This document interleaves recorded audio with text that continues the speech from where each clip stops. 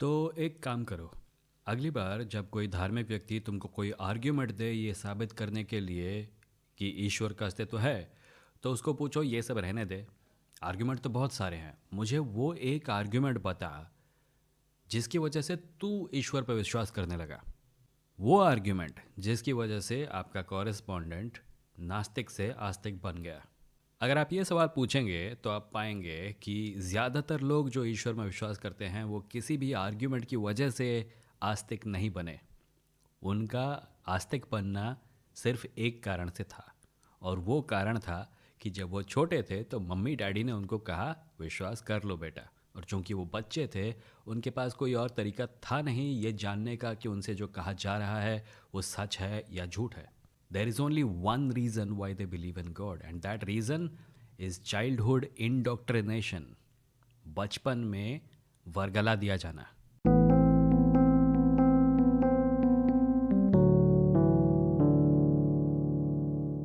हम सब के साथ यही होता है। ज़्यादातर लोग जो ईश्वर को मानते हैं वो सिर्फ इसीलिए मानते हैं क्योंकि वो एक ऐसे परिवार में जन्म लेते हैं जहाँ एक पर्टिकुलर धर्म को फॉलो किया जाता है।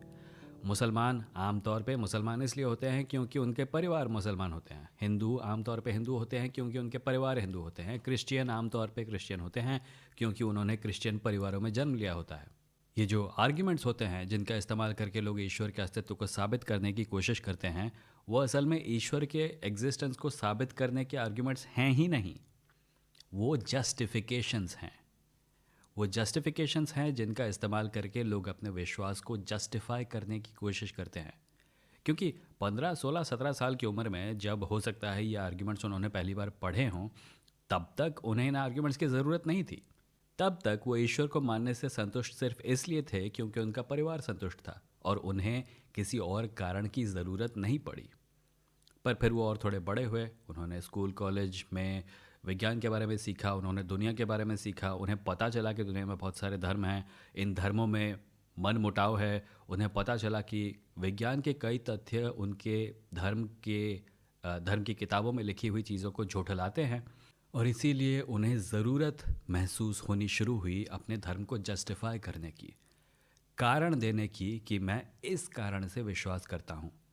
जो कारण उन्होंने दिया वो पहले से उपलब्ध था क्योंकि उनके धर्म के लोगों ने ये पहले से बना रखे थे। पचासों तरह के आर्ग्यूमेंट हैं। इस किताब में लिखा है इसलिए सच है, पुनर्जन्म होते हैं इसलिए सच है, लॉजिकल आर्ग्यूमेंट है फिलॉसफी से इसलिए सच है। होंगे यार आर्ग्यूमेंट, हर धर्म करोड़ों आर्ग्यूमेंट दे सकता है, पर उन आर्ग्यूमेंट्स में शायद कोई भी आर्ग्यूमेंट नहीं है जिसकी वजह से कोई नास्तिक आस्तिक बनता है। धार्मिक होने का मूलतः ज़्यादातर एक ही कारण होता है, और वो कारण होता है आपने किस परिवार में जन्म लिया। अब दूसरे सवाल पे आते हैं। अगर ऐसा है तो धार्मिक लोग आमतौर पर मान क्यों नहीं लेते कि उनका धर्म फॉलो करने के पीछे सिर्फ वही एक कारण है? वो ये क्यों नहीं कहते मैं हिंदू हूँ क्योंकि मैंने हिंदू परिवार में जन्म लिया, मैं मुसलमान हूँ क्योंकि मैंने मुसलमान परिवार में जन्म लिया, मैं क्रिश्चियन हूँ क्योंकि मैंने क्रिश्चियन परिवार में जन्म लिया। ये सिंपल सी बात वो मान क्यों नहीं लेते? वो इसलिए नहीं मान लेते क्योंकि अगर वो ये बात मान लेंगे तो उन्हें बाकी सब धर्मों को भी वैलिड मानना पड़ेगा। अगर वो ये समझते हैं कि हिंदू होने का एक वैलिड कारण है हिंदू परिवार में जन्म लेना, तो उन्हें यह भी मानना पड़ेगा कि मुसलमान होने का वैलिड कारण है एक मुसलमान परिवार में जन्म लेना, या एक क्रिश्चियन होने का कारण है कि किसी ने क्रिश्चियन परिवार में जन्म लिया। सच ये है कि कोई भी धार्मिक व्यक्ति ये नहीं मानना चाहेगा कि उनके धार्मिक होने के पीछे एक बहुत ही सिंपल कारण है, और वो कारण जैसा कि हमने बताया उनका बचपन था। हर कोई ये मानना चाहता है कि उनके धार्मिक होने के पीछे या उनके धर्म के पीछे कोई कॉस्मिक कारण है, कोई बहुत ज़्यादा इम्पोर्टेंट ब्रह्मांडीय फिनोमिनन है, जबकि ऐसा आमतौर पे होता नहीं है, बल्कि जहाँ तक हमें पता है बिल्कुल भी नहीं होता। धर्म कई शताब्दियों से ज़िंदा हैं, पर उनके ज़िंदा होने के पीछे कारण एक ही है, और वो ये है कि वो हमें बचपन में धर दबोचते हैं। बचपन में जब हमारे पास सच और झूठ के बीच का डिफरेंशिएशन करने की शक्ति नहीं होती, तब हमें पकड़ लिया जाता है और हमें बताया जाता है कि ये मान लो, ये मान लो और ये मान लो। सोचिए कैसा होगा अगर हम बच्चों को बचपन से ही धर्म की जगह कॉमन सेंस, रैशनैलिटी और विज्ञान समझाएं। अगर हम उनको मंदिर ले जाने की जगह म्यूज़ियम ले जाएं। अगर हम उनको किसी प्रवचन में ले जाने की जगह किसी साइंस एग्जीबिशन में लेके जाएं। मैं ये नहीं कह रहा कि उनको धर्म के बारे में बताओ ही मत।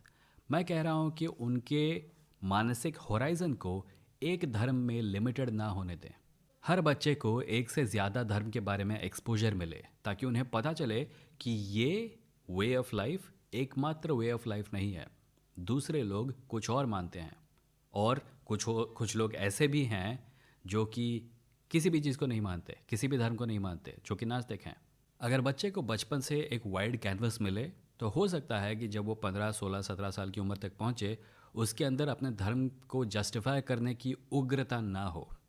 और तब शायद यह संभव है कि ये जो आर्ग्यूमेंट्स दिए जाते हैं द ईश्वर के अस्तित्व को साबित करने के लिए, हो सकता है तब इन आर्ग्यूमेंट्स में से किसी आर्ग्यूमेंट को कोई बच्चा देखकर ऑब्जेक्टिवली अपने निर्णय पर पहुंच सके।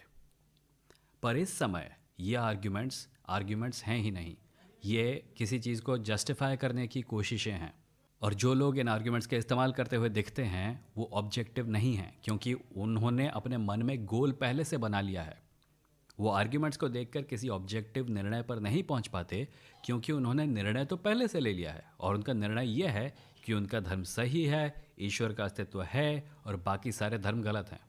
अगली बार जब आपके पास कोई आए और कहे कि ईश्वर का अस्तित्व है और सिर्फ उसके धर्म में ईश्वर के अस्तित्व के बारे में सही जानकारी है तो उसे मुबारकबाद दीजिए। उसे कहिए मैं तुम्हारे लिए बहुत खुश हूँ, क्योंकि इस विशाल ब्रह्मांड में जिसके एक कोने में एक गैलेक्सी है, जिसके एक कोने में एक प्लैनेट है और उस प्लैनेट पे कई धर्म हैं और उन कई धर्मों में से सिर्फ एक धर्म है जिसमें सही उत्तर है। आप उनसे कहिए कि मैं तुम्हें मुबारकबाद देता हूँ कि तुम किसी तरह उस एक सही उत्तर वाले धर्म के अंदर पैदा हो गए। बाकी सब मूर्ख हैं, बाकी सब कहीं के नहीं रहे, बाकी सब गलत दिशाओं में चले गए। तुम वो एक व्यक्ति हो जिसको सारे सही उत्तर मिल गए सिर्फ इस वजह से क्योंकि वो सही घर में पैदा हो गया। Thank you for watching.